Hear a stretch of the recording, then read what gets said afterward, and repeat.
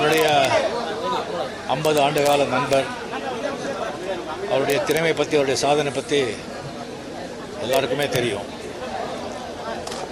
இண்டஸ்ட்ரிக்கு வந்து நிறைய தொழில்நுட்ப கலைஞர்கள், டைரக்டர்கள், நடிகைகளை வந்து அறிமுகப்படுத்தி அவரை வாழ வைத்த, திரையுலகத்தை வாழ வைத்தவர் பாரதி ராஜா அவர்கள். அது மட்டும் இல்லை, டைரக்டர்ஸுக்காகட்டும், ப்ரொடியூசர்ஸுக்காகட்டும், சினிமா இண்டஸ்ட்ரியில் யாருக்கு ஒரு ப்ராப்ளம் வந்தால் கூட முதல்ல வந்து குரல் கொடுத்து அவருக்காக போராடியவர் பாரதி ராஜா அவர்கள். இன்னும் எத்தனை ஆண்டுகளானால் கூட அவருடைய படைப்புகள் மறக்க மாட்டாங்க. அவர் பேர் என்றென்றுக்கும் தமிழ் மக்கள் இதயத்தில் என்றென்றுக்கும் இருக்கும். தனிப்பட்ட முறையில் அவர் ஒரு குழந்தை மாதிரி உள்ளே எல்லாருக்கும் அது வந்து ஓப்பனாக சொல்லிடுவார். பிடிச்சதே, இல்லைன்னா இல்லை. என்னை பற்றி ஒரு நிறைய விமர்சனம் வச்சுருக்காரு. நான் முன்னே எனக்கு பிடிக்கும், ஆனால் அவன் நடிப்பு எனக்கு பிடிக்காது அப்படின்னு சொல்லுவார். அவர்கிட்ட இருந்தாலே வந்து அவ்வளோ ஒரு சந்தோஷமாக இருக்கும், அவ்வளோ ஒரு மகிழ்ச்சியாக இருக்கும். அவ்வளோ வந்து ஓப்பனாக அவ்வளோ நல்லா பேசுகிறவங்க யாருமே இருக்கவே மாட்டாங்க. அதனால தான் மறைஞ்ச புரட்சித் தலைவர் எம்ஜிஆர் அவர்கள், டாக்டர் கலைஞர் அவர்கள், நடிகர் தலைவர் சிவாஜி சார் அவர்கள் எல்லாருக்குமே அவர் வந்து அவ்வளோ ஒரு நட்பு, அவ்வளோ அன்போடு இருந்தவர்.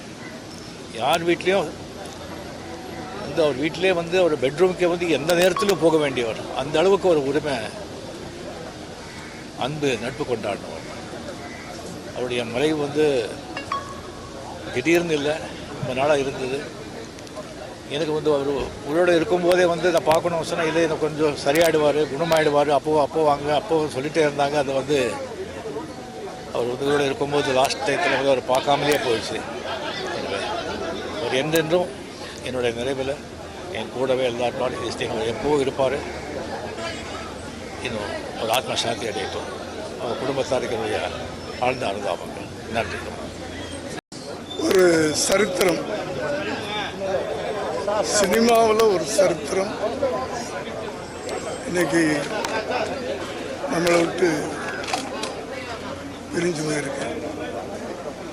அது சாதாரண சரித்திரம் இல்லை.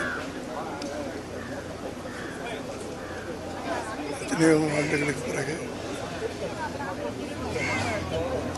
ஒரு நண்பர்களாக ஆரம்பித்த பயணம், ஒவ்வொரு நண்பனாக நான் இழந்துட்டு வரேன்.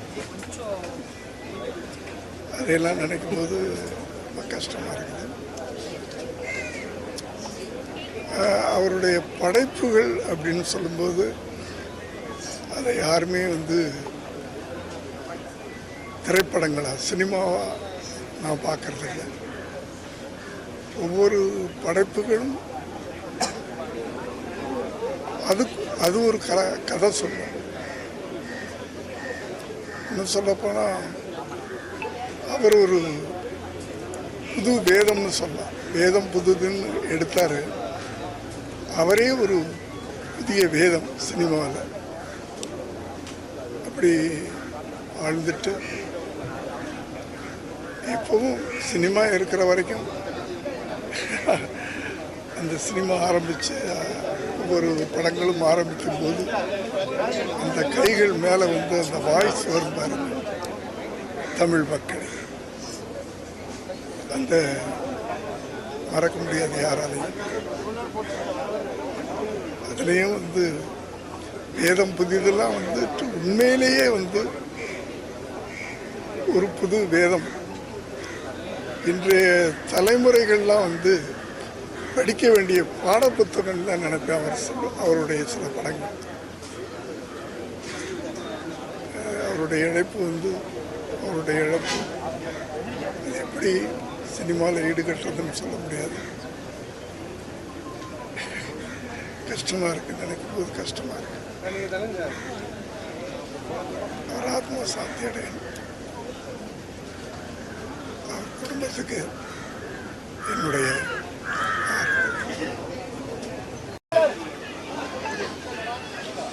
பாரதி ராஜா சாரோட 16 வயதினிலே கிழக்கே போகும் ரயில், புதிய வார்ப்புகள், மண் வாசனை, முதல் மரியாதை, இதெல்லாம் கதையாகட்டும், திரைக்கதையாகட்டும், வசனமாகட்டும், பாடல்களாகட்டும், இசையாகட்டும், ஒளிப்பதிவாகட்டும், டைரக்ஷன் ஆகட்டும், எல்லாமே ரொம்ப சாலிடாக, ஆர்கானிக்காக, யூனிக்காக இருந்துச்சு. அதுக்கப்புறம் அந்த மாதிரி படங்கள்லாம் வந்து இப்போ வரல. வேறு டைரக்டர்கள் வந்து சிறப்பான படங்கள்லாம் கொடுத்துருக்குறாங்க. ஆனால் பாரதி ராஜா சாரோடது வந்து ஒரு தனி முத்திரை. முதல் மரியாதையெல்லாம் என்னை பொறுத்த வரைக்கும் உலக சினிமான்னு சொல்லுவேன். நிறைய படங்கள் வரும், அந்தந்த காலகட்டத்தில் வெற்றி அடையும், ரசிப்போம், மறந்துடுவோம். ஆனால் பாரதி ராஜா சார் வந்து காலந்தாண்டி நிற்கிற படங்கள். Is great, he lives forever. அவருடைய குடும்பத்தாருக்கு என்னோட ஆழ்ந்த அனுதாபம். அனைவருக்கும் தமிழ் உலகமெங்கும் வாழும் தமிழ் மக்களுக்கும் என்னுடைய ஆழ்ந்த அனுதாபத்தை தெரிவிச்சுக்கிறேன். தமிழ் சினிமாவை புரட்டி போட்ட ஒரு மாபெரும் இயக்குனர், எனக்கு மிகப்பெரிய லைஃப்பை கொடுத்தவர். கடலோர கவிதைகள், முதல் மரியாதை, வேதம் புரிந்தேன். அவர் ஒரு பெரிய டைரக்டருங்கிற நினைப்பே இருக்காது. ஒருத்தருக்கு கிண்டல் பண்ணிட்டு அவ்வளோ ஜாலியாக இருக்கும். இப்போ கூட 2 படம் நடிச்சிருக்கேன் அவர் கூட. வள்ளிமயில்னு ஒரு படத்தில் நான் டைரக்டரோடு நடித்தேன். தீவினை போட்டுன்னு ஒரு வெப்சீரிஸ் பண்ணேன். எப்போவுமே அவர் பேர் சொல்லி கூப்பிட்டதில்லை, டைரக்டர்னு தான் சொல்லுவோம். எங்கள் டைரக்டர் அவர் தான். அனைவருக்கும் ஆழ்ந்த அனுதாபம், வணக்கம்.